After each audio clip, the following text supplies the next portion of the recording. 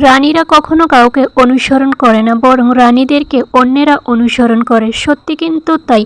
অপু বিশ্বাসের আজকের এই লুকটা হলিউড কিংবা বলিউডের নায়িকাদেরকেও ফেল বানিয়ে দেবে। বর্তমানে অপু বিশ্বাসের লুকগুলো এতটাই দর্শকদের নজর কাড়ছেন যে যারা অপু বিশ্বাসের হেটার্স তারাও কিন্তু অপু বিশ্বাসের প্রশংসা না করে পারছেন না।